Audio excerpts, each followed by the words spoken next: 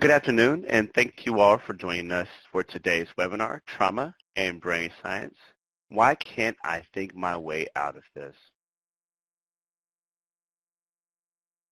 Today's webinar is brought to you by the Innocent Justice Foundation. My name is William Moore, and I'm with the Office of Juvenile Justice and Delinquency Prevention's National Training and Technical Assistance Center. As your technical host, I would like to take a couple of minutes to discuss a few features of the Adobe Connect webinar platform and to provide a few announcements to keep in mind.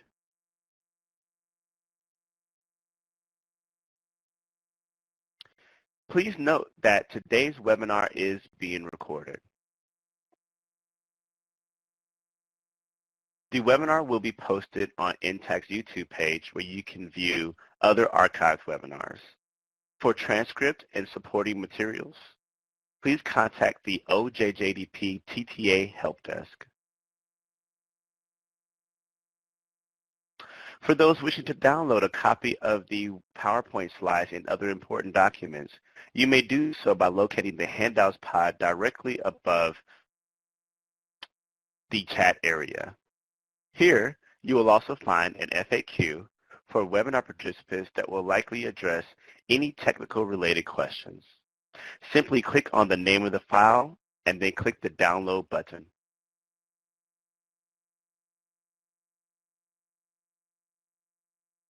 At the end of today's webinar, there will be a Q&A session where the presenter will address some of the questions posed during the presentation. Please type your questions into the chat box as they arise. Please note that this next part is only for people who are viewing today's webinar in a group. For those of you participating in today's webinar in a group, please take a few minutes to help us count. Go to the chat window and type the total number of additional people in the room with you today. If you are viewing alone, there's no need to type anything at this time. And I'll give folks just a couple of moments to do that. Again, go to the chat window and type in the total number of additional people in the room with you today. If you are viewing alone, there's no need to type anything into the chat pod at this time.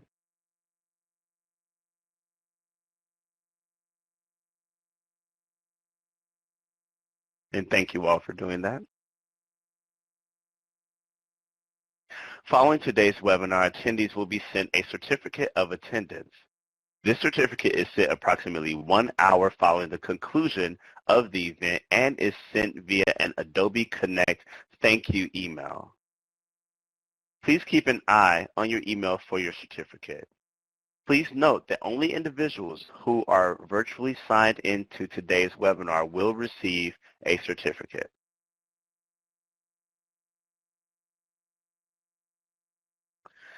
At the conclusion of today's webinar, you will be provided with a link to a brief survey about today's presentation. The feedback you provide is used to assist in future planning and training. I will now turn today's webinar over to our moderator, Elizabeth Tao, for today's presentation. Thank you. Hello and welcome to our first webinar in our winter series. We just concluded our summer series and we're headed into the fall-winter where we'll have 3 webinars all based on trauma and brain science. I am Elizabeth Tao and I'm the program manager for SHIFT. And I want to give you just a brief background on our program. The Innocent Justice Program started in 2009 and it was at the urging of all of the Internet Crimes Against Children commanders, our ICAC commanders, and they found that many criminal justice professionals were leaving their jobs due to the extreme amount of stress and vicarious trauma that's associated with each position. So we were tasked to develop a program that presented information to mitigate the stress and trauma and normalize asking for assistance with mental health and wellness. Today we travel throughout the United States and provide low or no-cost training to criminal justice professionals that focus on child exploitation casework. And we're always happy to visit with anybody who has any questions or if anybody would like to request a training or any of our services, we're always happy to visit. My information will be at the end of the training, so please reach out to me if you have any questions regarding the SHIFT program. A little bit more about SHIFT specifically. So as we approach wellness as a whole, we always want to talk about kind of where we come in for it. And where we come in is very proactive approach. We want to talk awareness and education. We want people to, be proactive as far as their own personal wellness as well as agency wellness. We want to be preventative and really offer custom solutions. What we don't do and what is not in our box is we're not the treatment and counseling people. We do suggest treatment and counseling and always encourage it for people, but that's not what we do. And we always want to make sure that people understand that we don't do the fitness for duty or the screening, which really sometimes makes people hesitate asking for wellness. So we are definitely the people that are proactive, want you to know that anything you're feeling is probably very normal, and we always offer help to mitigate and or get above that stress level. This is our website, shiftwellness.org, and I just want to point out one thing really quick. Up in the top right corner, you can see where it says resources. That's kind of the big tab for anybody looking for resources. We do have all of our webinars that we've done. We have policies and procedures, and we have a lot of information for people that are looking for just kind of short snippets about wellness, maybe to provide to their agencies and or to their families. We have a lot of family wellness information. So if you have any questions, that's a great place to go. Again, my information will be on the end of the slide, so you can reach out to me if you would like. And with that, I am going to turn this webinar over to Jean, who will introduce herself and share her knowledge on trauma and brain science. Hello, everyone. I really appreciate your attending the webinar today.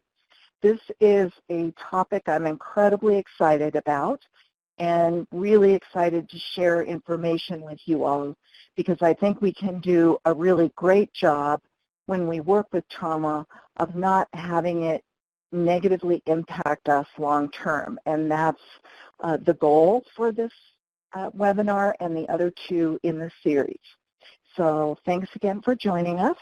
Just so you know, SHIFT has a model that includes both a mental health component in terms of knowledge and expertise about wellness, and a law enforcement component in terms of someone who's working on child sexual exploitation and running a program in that arena.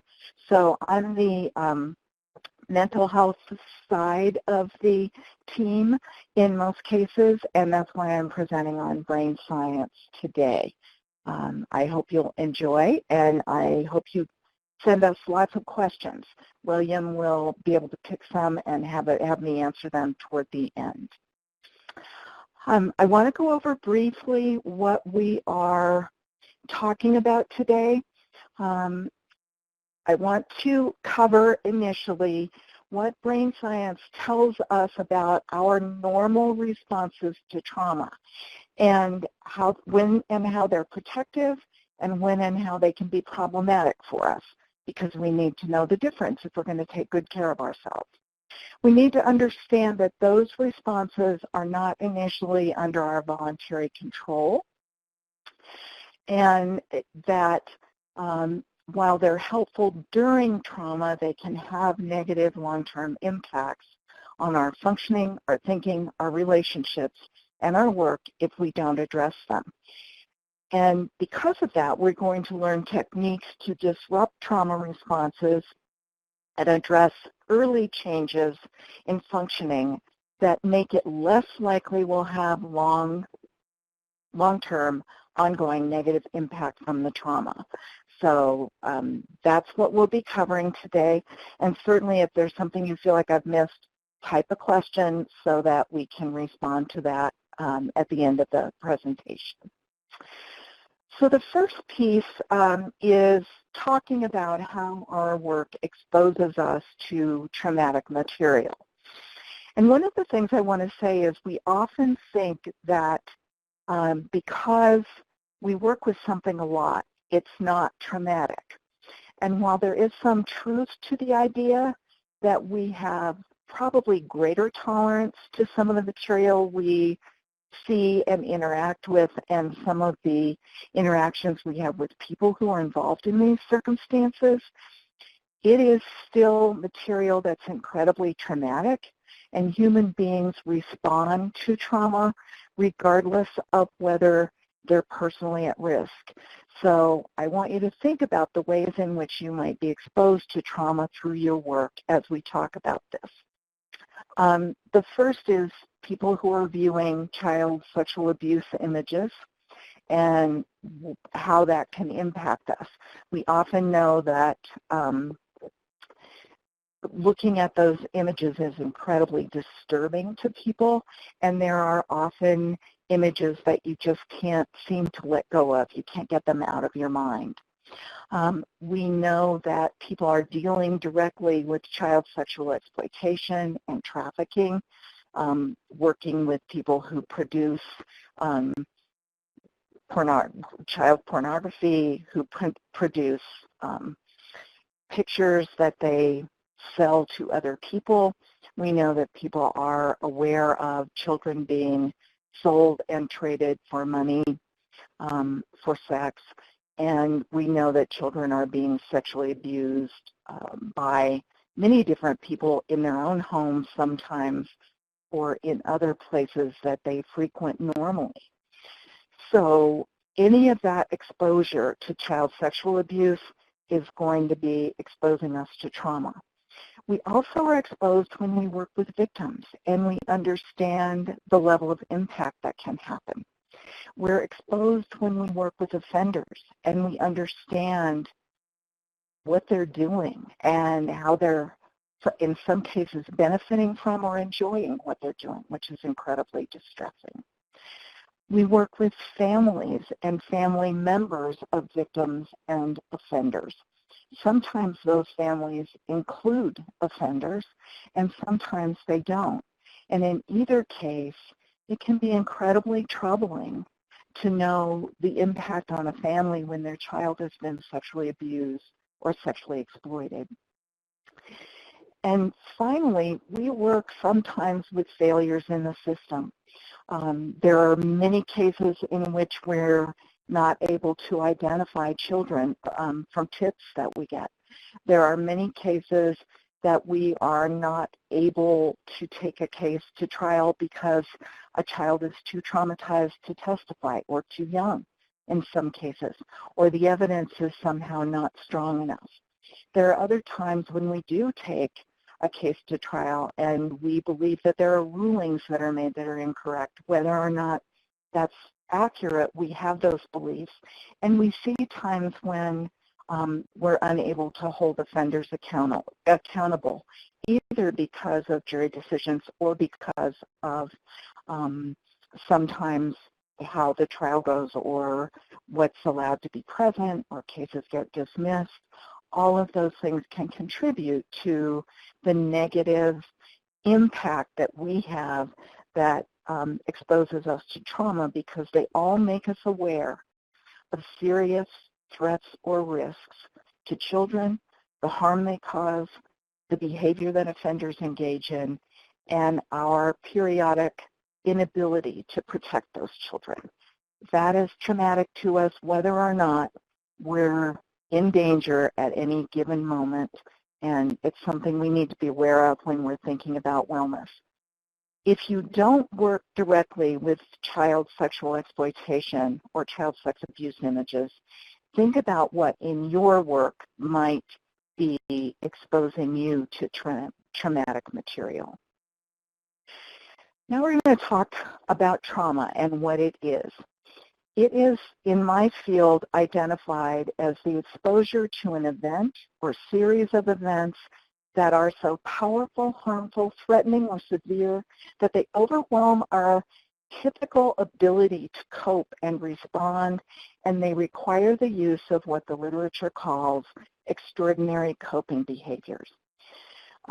When I'm talking about that, I'm saying we don't operate normally.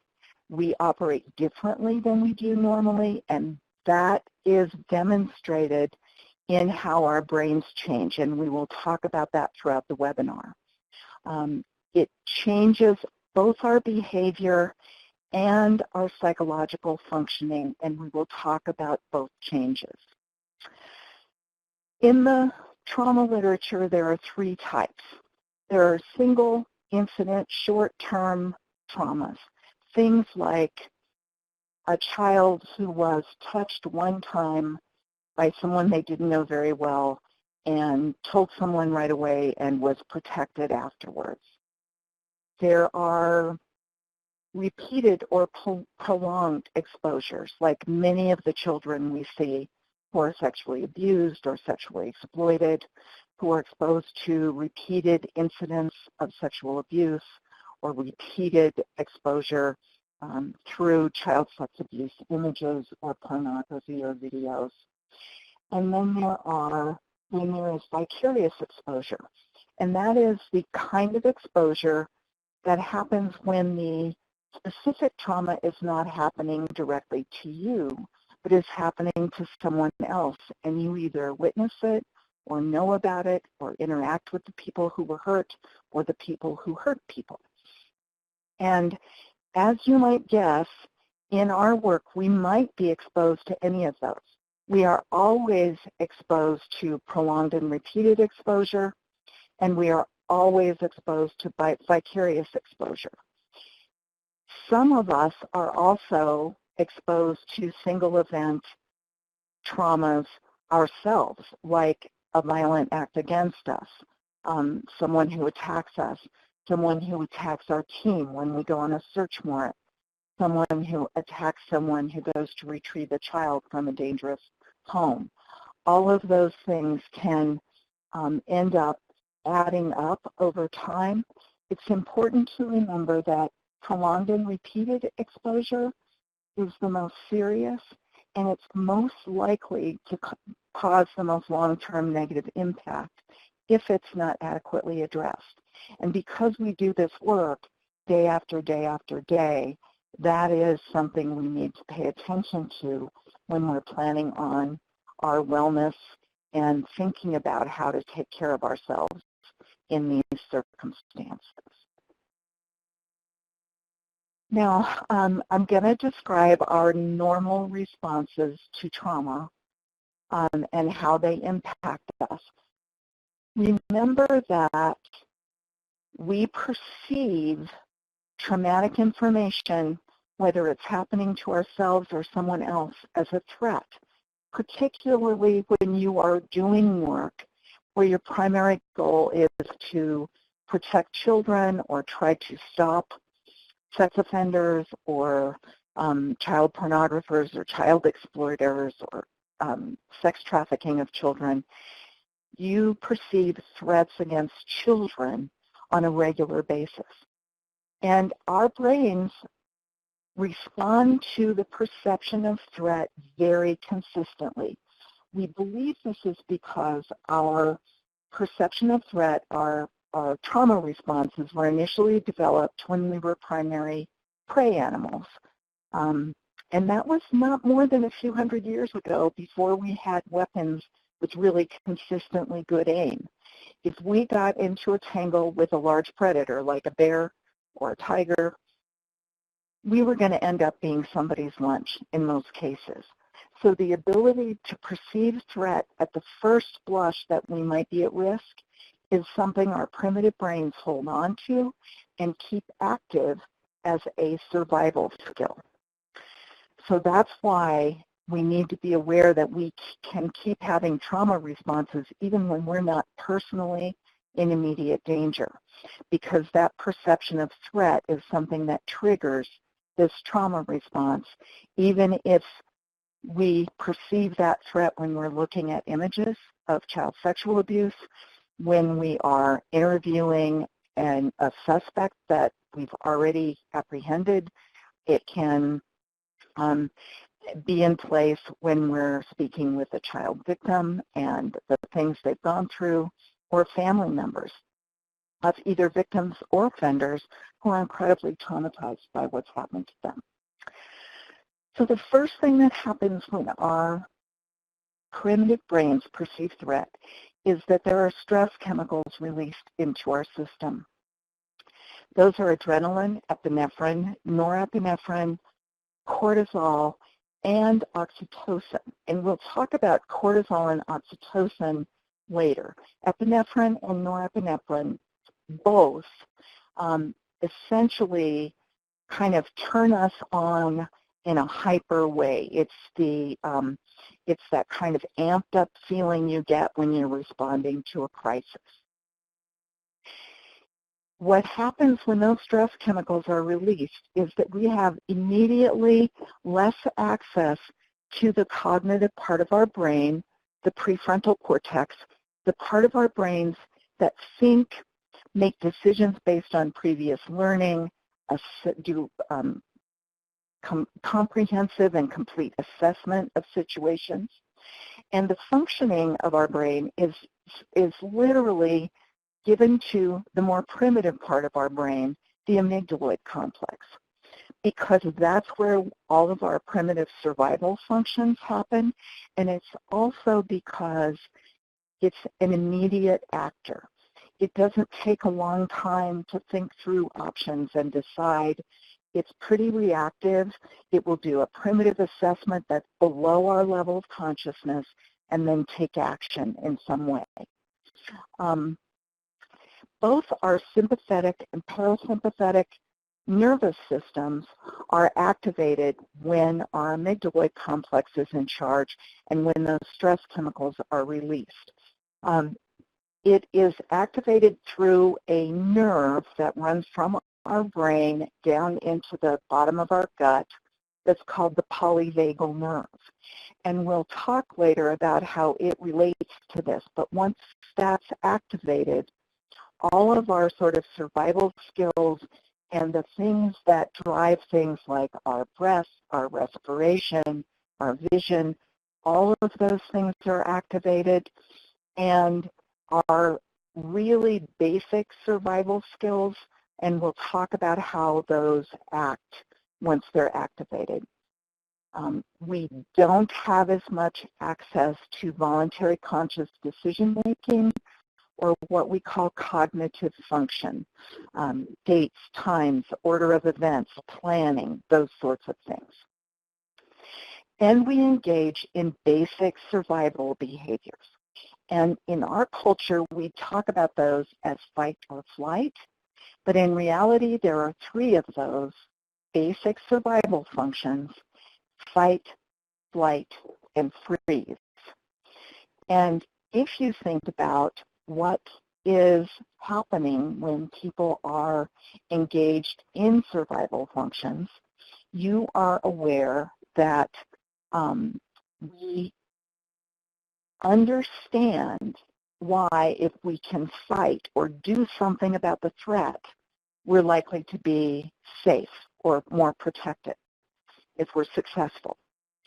If we can escape from the threat, get away from it, or take the child away from it, and protect the child or protect ourselves from whatever threat there is, then we are also likely to survive. Freezing is less clear because we don't talk about it in our culture. But primary prey animals, large predators, see movement, not detail. So if we are attacked by a large predator, being completely still, playing dead, is sometimes the safest thing we can do, because many large predators won't see us if we're not moving. And there are large predators who don't eat dead things. So if it sees you and thinks you're dead because you're not moving, it may lose interest and walk away. Now that's the history of our survival function, but we still operate that way regardless of whether the threat is a large predator or not. Those survival functions are biologically determined. They've been successful in keeping our species alive, and they are literally hard-coded into all of us. So it's something that's going to happen in any case when we perceive a threat. Now, the other thing that happened is the change in psychological responses. There are two primary psychological responses during traumatic events. One is the set of anxiety responses. They are the things like fear, pain, shaking, distress, terror, crying, all of those sort of externally visible demonstrations of distress that literally get our attention and tell us something's wrong and do something about it. Run away, fight, or freeze. Make sure you stay alive. It functions in the same way that pain does in a physical injury. The second response psychologically is called dissociation, or the dissociated responses. Now, when we have those responses, they function to protect us from the overwhelming negative impact of the trauma.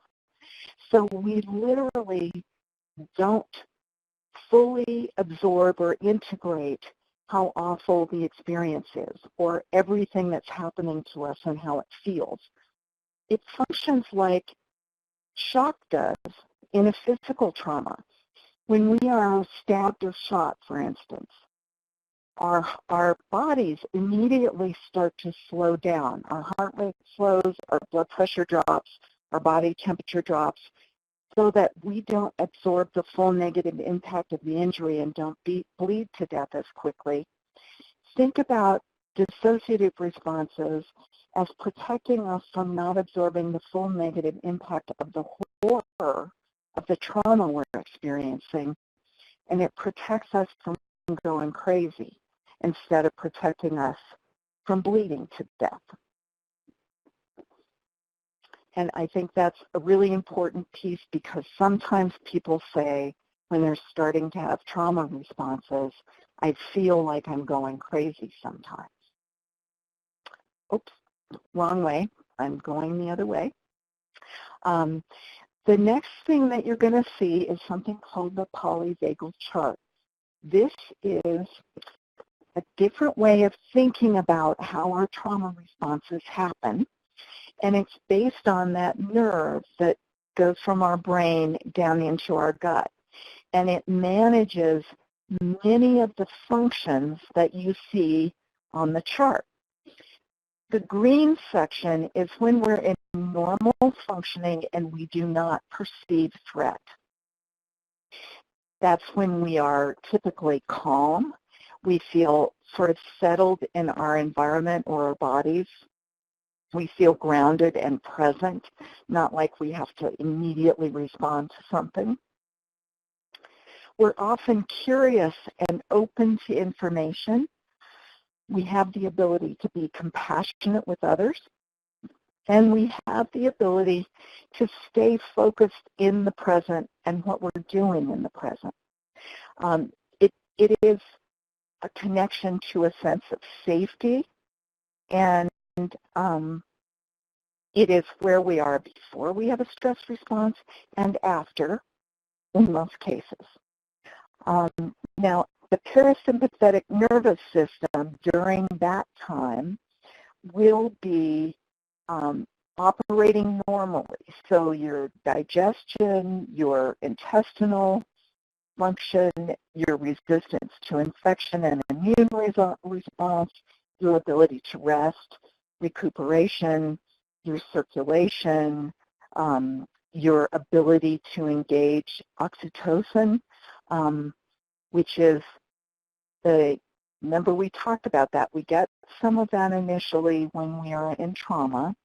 Oxytocin is what's described by some people as the attachment chemical. It is the reason why many people say that women have more than one child. It is the positive chemical that's dumped into our systems when we connect with people we care about or love or like a lot, who make us happy. And it's the chemical that women get after pregnancy, so they're able to bond with their children instead of think about how much pain they were in during the birth. So it is literally the attachment chemical. And it allows us to connect with other people without fear or the perception of threat.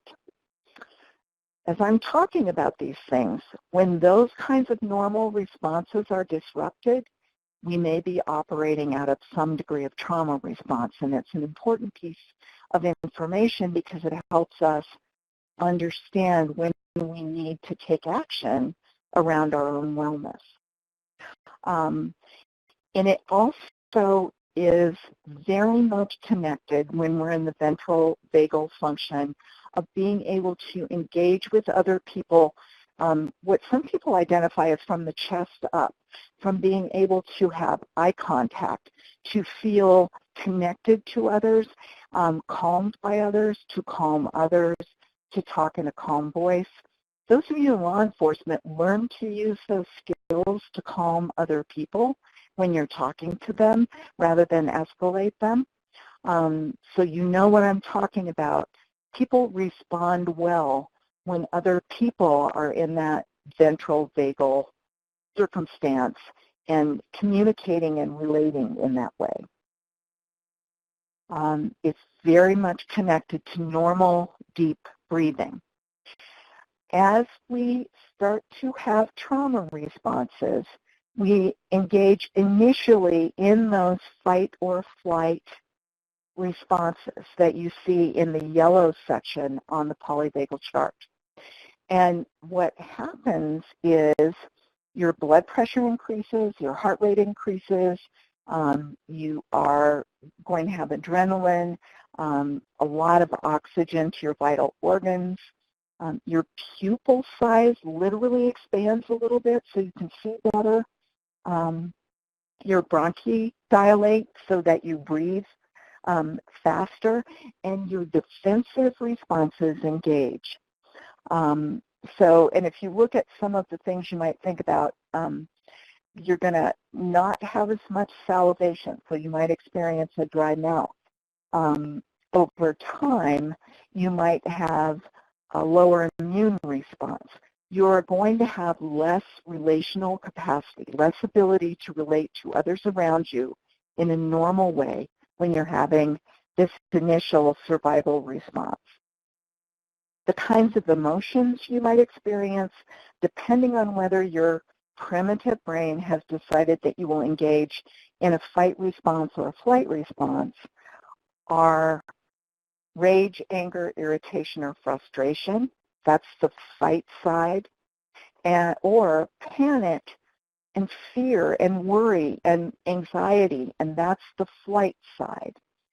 So if you're stuck in some of those feeling patterns, again, it might be a clue that a trauma response is impacting you beyond the actual traumatic event or where you have a perceived threat to yourself or someone else.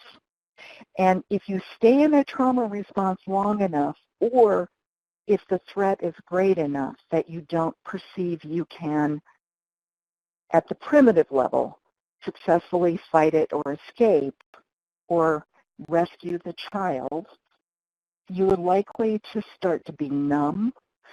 You may dissociate, which I described earlier, that inability to fully integrate all the information around you. The kinds of things that you may experience, maybe feeling like depression, helplessness or powerlessness, feeling shame or shut down or hopeless, or trapped. Those sorts of feelings are strongly associated with the freeze or immobility responses. And you'll note that some of the things that escalated during our initial fight or flight response may recede as you have a freeze response. Your breath will get more shallow. You will have less capacity for social interaction or attunement to the human voice. Sometimes people will say during a trauma that they even speak to someone and someone doesn't hear them. And you will have a lot more fear, endorphins that sort of block your experience of physical pain, and a strong conservation of your metabolic resources, which over time can make people gain weight if you stay stuck in that response. One thing I want you to think about as we move on is when you find yourself in each of these. And one of the things that our work does when we are sitting looking at pictures, when we are studying the evidence to prepare a written report for going to court or to get a search warrant, but preparing a warrant, when we're doing something like sitting, interviewing a victim or interviewing a suspect, our bodies can experience that sitting still and being exposed to the traumatic material as a freeze response. We need to do something to pull out of those, and we'll talk about that shortly. One of the things that I think is really important is how we store information when we are exposed to trauma and engaged in trauma responses.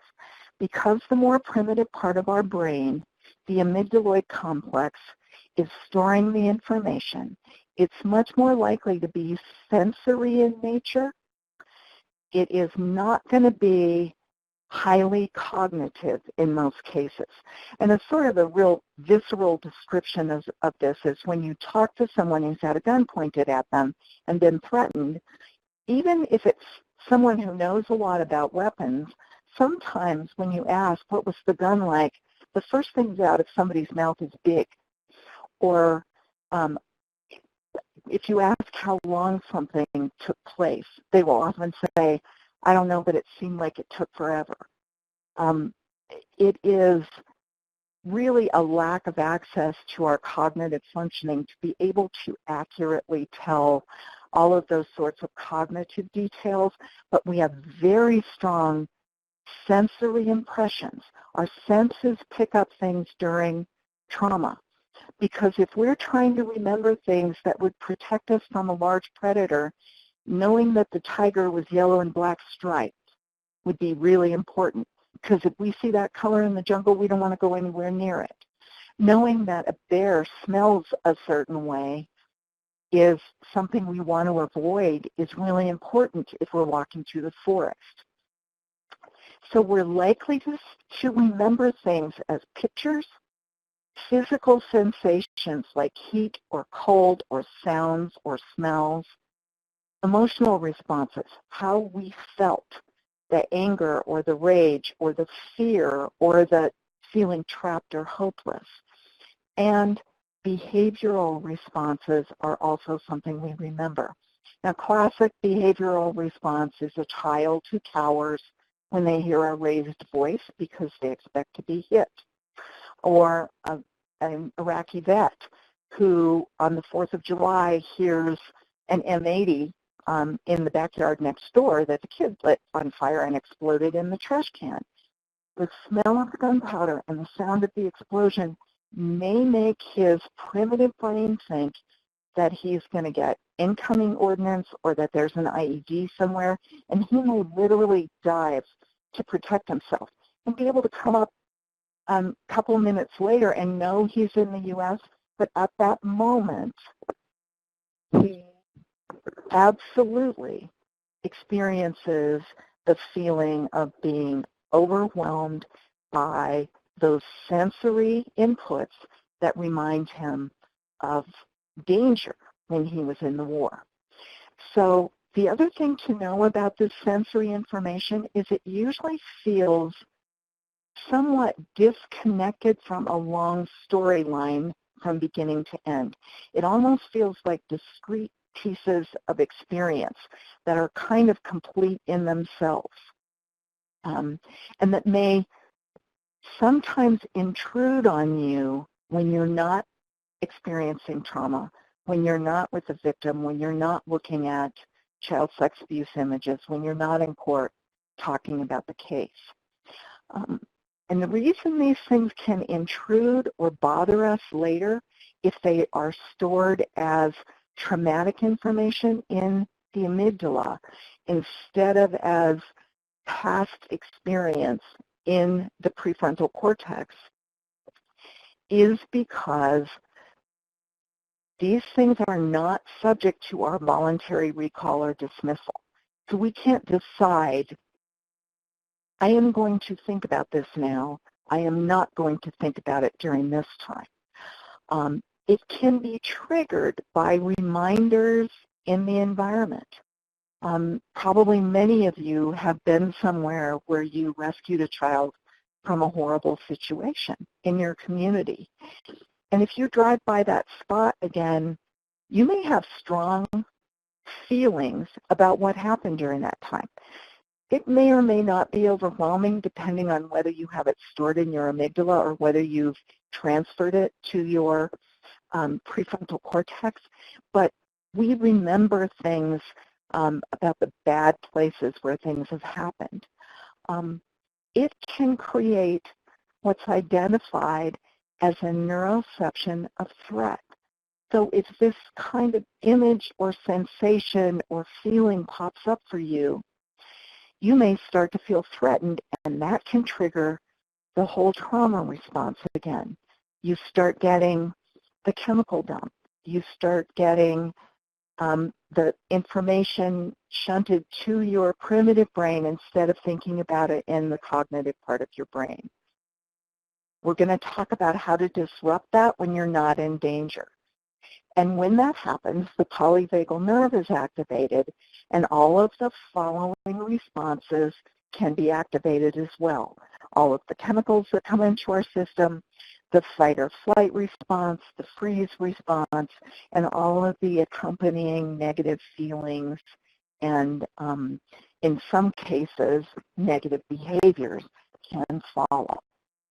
So it's important to understand that when we are having something that keeps intruding on us, an image you can't get rid of, a case you can't stop thinking about.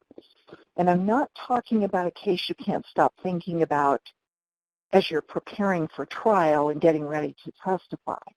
I'm not saying you can't stop thinking about a search warrant you're going to do tomorrow, but more it pops in or intrudes in unbidden places. One of our colleagues talked about having a case where the content of the child sexual abuse images was someone who had sexually abused his daughters in the bathtub, and that was the backdrop for all of the abuse. He went home from work one night. His wife said, "My back's bothering you. Can you give the girls a bath?" And he said, "I can't. Not right now. I can't do that." And that was because that material was intruding on him. So that's an important piece to remember. And I think I want you to carry it as we go through the next slides. But the good news is that people who are exposed to serious trauma and successfully integrate it or recover are stronger and more resilient than people in the general population. And we know this based on research done with large groups of people in all different kinds of settings after 9/11. And we know that there are several things that contribute to helping us integrate or recover or develop what we identify in the field as resilience. And that's, I think, really, really important. So just want you to know that that's what we're talking about today. So resilience is the ability to adapt well or recover in the face of significant adversity, trauma, or serious stress. The ability to bounce back from really seriously difficult experiences. And the things that predict that for all people, no matter what their role, whether they're law enforcement or normal citizens, whether they're first responders or someone who works farther down the line, everyone who has these qualities that are listed under strongest predictors of resilience does the best at recovering from and handling trauma over time. So the first one, and by far the strongest predictor, is the presence and use of your social support. That's your teams and supervisors at work. That's your colleagues from other workplaces. That's your family and kids and spouse and intimate others and extended family and your friends. So that group of social support and your ability to access them and use them is your strongest predictor. And you'll notice that the other four things, the ability to plan and take action, a positive self-assessment, which means a sense of agency or ability to do something, not that you're just handsome or popular, the communication and problem-solving skills, and the ability to tolerate and manage strong feelings are all skills that you use in your work on a daily basis. So that work is protective to you, and that's really important to remember as we move forward. So the best way to prevent a trauma response is to be able to prepare going in. And you do this really well when you're doing things like search warrants. You put on your vest and you make sure that you have your uniform on, and you often have a helmet on, and you have a weapon, and you have a plan for how you're going in together. But you can also do that if you are planning to go interview a victim and going to hear all this difficult material. And what you want to do when you're planning is to focus on the task you have. I'm getting ready to interview this victim. I want her to know that I support her, I feel connected to her, that I care about her. And then I want to identify the information she's telling me that's useful to the case. Not just as, oh my God, this is horrific, what happened to her, but what do I need to know to make my case? If you are responding as a victim advocate or in a role in a child advocacy center where you're a support to the child, you're not there just to absorb their negative trauma or even to try to picture it. You're there to make sure that you can focus on what is this child experiencing right now as she or he is talking about this, and what do I need to do to support them? So that's what I mean by predict and prepare. Limit exposure when you can. You don't have to, if you get a case on Friday night that you can't possibly respond to, that you're going to respond to on Monday morning, don't read the case on Friday night, because you'll think about it all weekend and want to be doing something about it. Read it when you can do something about it. Also, no need to hear gory details of everybody else's cases in the world. You have plenty of your own that you can work on. If you are hearing it in a team meeting where you can support someone and help them plan, that's effective.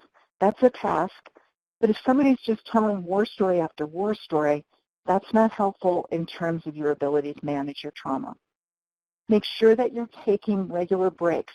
If you're looking at material between clients, if you're talking to people, any of those things are going to be really important.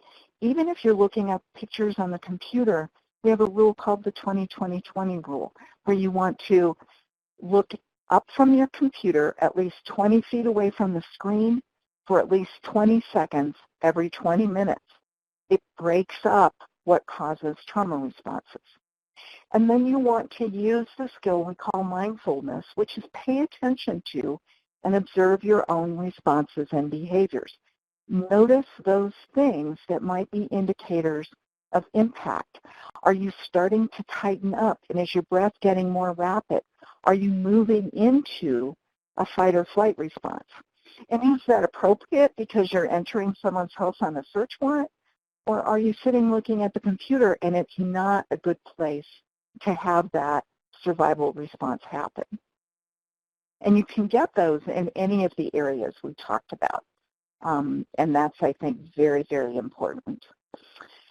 The next thing that you will want to understand is that anytime you're in a dangerous situation, you don't want to disrupt that trauma response. You do not want to do that because it's protective and it's built for dangerous situations. When you have the experience of successful fight or flight responses, you are more likely to have long-term negative, positive outcomes than if you have freezing responses. Think about the way polyvagal theory describes that as I can or I can do this responses. That's going to be really important. And then, so think about, again, if you have a task and you can accomplish your task. I noticed the child was really scared. I helped her determine that she was safe. That's a successful fight response. A successful flight response is leaving the room, closing the case, saying, I'm done with that for now. I can come back to it if I need to. I'm not taking it with me. Think about leaving that trauma behind you in a very real way. Some people do little rituals. Some people keep a list of things they're worried about so they can look at them the next day. Drink water, because when you're hydrated, you can better metabolize some of the stress chemicals that need to be metabolized by other chemicals like oxytocin or by movement. If you're dehydrated, it's harder for your body to make those changes. Think about completing the residual physiological response. Do some kind of movement or shake it off. When you have on material that you remove, like a helmet or things like that, or that helps sort of terminate the response. But if you think about animals who have a lot of exposure to getting physically hurt and very little trauma response, you think that has to do with their ability to shake after they're hurt or after they fall. If you have a dog that plays Frisbee and they miss or fall, they often roll over, and the first thing they do when they stand is kind of shake to shake it off. Think about shaking off that physical response after it's over, although make sure you don't do that in front of anybody you've been working with who might not understand, like a victim or a victim's family or an offender. And also engage in social support. People who do breakfast meetings or lunch meetings after search warrants where the team gets to sit together and talk not about work but enjoy themselves and have a decent meal, that's an incredibly protective thing. Think about disrupting that physiological trauma response if you notice it's happening. Often the first clue is tension. You will tighten up somewhere. Rather than fighting that, move into it, exaggerate it. If your shoulders are tight, move them up to your ears. If your jaw is tight, clench your teeth, literally clench them. If you find tension in your arms and hands, make a fist. And then intentionally release it. Your primitive brain recognizes voluntary movement. So if you tense it and release it, it will say, oh, not in danger. I need to stop dumping those stress chemicals. Think about your posture and whether you're kind of tight and pulling in and covering your core, or in a response that you might be in if you were going to fight somebody or run. Think about standing up straight, being balanced on both feet, relaxing your knees, your hips, your muscles, and being able to move as if you could turn a little. Even if you're sitting, you can sit up straight, not like you're at rigid attention, but gently, and deepen your breath, because 5 full deep breaths all the way down to the end of your lungs, which will make your belly expand a little bit, can completely stop that trauma chemical dump that's happening. And then movement is the next thing that does. So getting up and walking to get a drink of water, getting up and shaking off, or moving periodically throughout the day can help you manage that tension. It's really an important component of taking care of yourself. I want to move on to when trauma exposure is not dangerous or life-threatening. Again, when you're in an interview, when you're viewing pictures, when you're preparing for court, when you're in court, always try to focus on what your task is and accomplishing your task, or leaving the material where it is, and if you need, leaving reminders there so you can go back and do what you need rather than having it continue to intrude on you throughout the day. It's the sense of I can in polyvagal theory. It's the sense of there's something I can accomplish or something I can get away from. And those are both positive things rather than feeling trapped or helpless, which is what we often feel like when we are in the freezing response. Take a break. Get up and walk outside your office. You can always walk to get water. You can always walk to the bathroom if you can't walk anywhere else. I know that a lot of people will plan to once or twice a day just get up and go outside and walk around the building or walk around the block. That's incredibly helpful for breaking up a trauma response because you're also changing your environment at the same time. Shaking it off is movement. And regular physical exercise helps process those trauma chemicals that don't want to go out of your system, particularly cortisol, which can cause long-term negative impacts. And just want to let you know also that you can do that visual reset I talked about during for a very short break, the 20-20-20 exercise, where you literally look away from material on your computer, you look at something not related to the trauma you're working with, and you do that for at least 20 seconds every 20 minutes. That's an incredibly protective skill as well. You also can do things like substitute other sensory information. If you notice you're having intruding images about a particular house or about a particular client or things that you experienced when interviewing a particular offender, do something like smell a strong positive odor.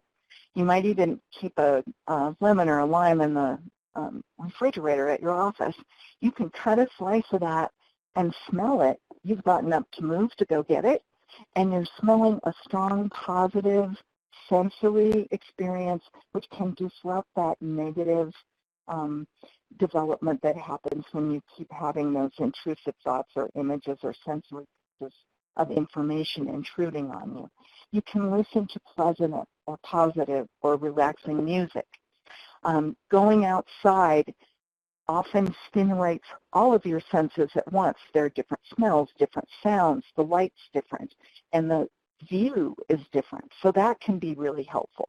If you have a window near where you sit, you can also look out and see beautiful things, but you have to pay attention to them. If you're focused on the negative stuff internally, you won't get the stimulation you need from looking or relaxing or listening. If you're having trouble staying out of getting caught up in the trauma response, do something to bring yourself back into the room. That's called grounding yourself. A way to do that relatively quickly is to look around the room and notice 5 things you can see that are not trauma related. So don't keep looking at the pictures on your computer if they are pictures of child sexual abuse.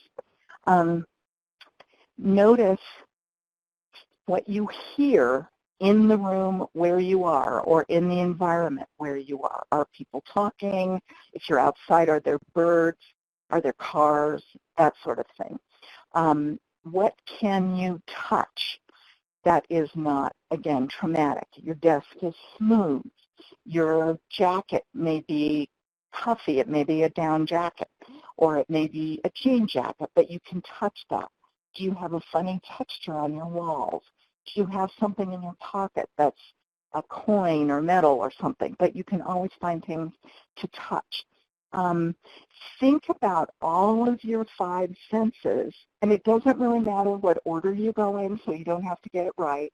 but make sure that you use every one of your senses and notice things that are in your current environment that should take up your attention and pull it away from trying to fall back in to some old traumatic material. Engage your cognitive skills because you can't be in your primitive brain and your prefrontal cortex at the same time. That might mean reading something difficult to understand, some research background that you have to understand to testify about something. It may be having to write something like writing your search warrant or writing your history of the case for someone. It may mean literally doing a math problem or two. Get a Sudoku puzzle where you have to use prefrontal cortex to complete it, or a crossword puzzle if that's more challenging. And if you're somewhere where you can't actually do some of those things, you can always spell words like Mississippi backwards in your head, or you can do your times tables up to the 12. You have to be able to use the cognitive part of your brain to do those things, and you can't stay stuck in the primitive part of your brain and a trauma response when that's happening. And that's an important skill to have when you notice you're starting to fall into a trauma response. Again, when you're not in danger in the immediate moment. So what we're talking about, if we go back to the polyvagal chart that we saw earlier, is you're wanting to move out of the red zone and out of the yellow zone and back into the social engagement zone where you can use your social support.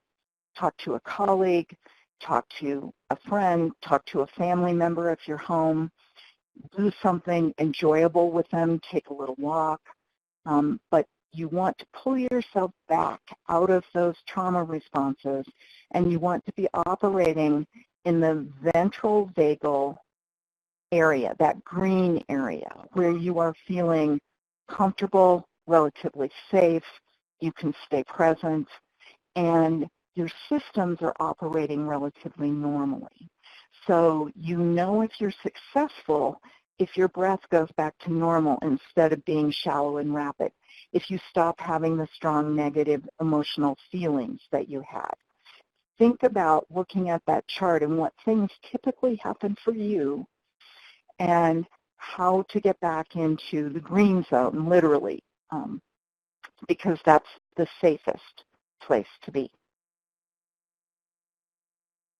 And just want to review for you the benefits of disrupting that physiological trauma response when you're not in immediate danger. It limits trauma's ability to have long-term negative impact on you. You have fewer trauma symptoms over time. You are present and grounded. And these are two really important things. It strengthens your ability to tolerate positive sensations and positive emotions. So you're going to have more positive experience if you practice disrupting that physical trauma response. It strengthens your ability to focus. You'll be better at your work. It improves your performance, both physiologically and psychologically. So you'll be stronger, healthier, and you'll be more focused and able to use your brain to work. And it supports your ability to engage in the positive relationships you have. I'm sure many of us have had people close to us tell us that work was getting to us, or work was taking us over or getting in the way of our relationship. They are often right if what we are is stuck in trauma responses. And overall, it enhances your well-being and your ability to have joy in the world, which is incredibly important to have a positive life. So I am going to go to answering questions at this point. And I think Will has written some of these things in the question category for me, and I think I will read them before I answer them. The first is, hey, Jean, just a minute. Yes. Hang on just a second, Jean. Thanks so much. I'm going to go ahead and handle the questions, and I will ask you a couple. We are at the end of time, and so we do need to disconnect the webinar. I want to let everybody know that all the questions that were asked during the webinar will be responded to through written communication. You will get answers to all of those. I want to definitely thank everybody for being a part of the discussion on the chat room. We had a lot of interesting discussions, and we'll be able to review all of that. William and his team have done a great job. The handouts are available, and if you need those, you can get them, as well as having the recording on our website, on the Shift Wellness website, and their website. And I know at this time I'm actually going to pass the questions because we are running a little late. I'm going to turn this over to, I'm going to change us to the next upcoming webinar that we're going to have. It will be next month on October 22nd. Jean will be back to discuss why is my work following me around.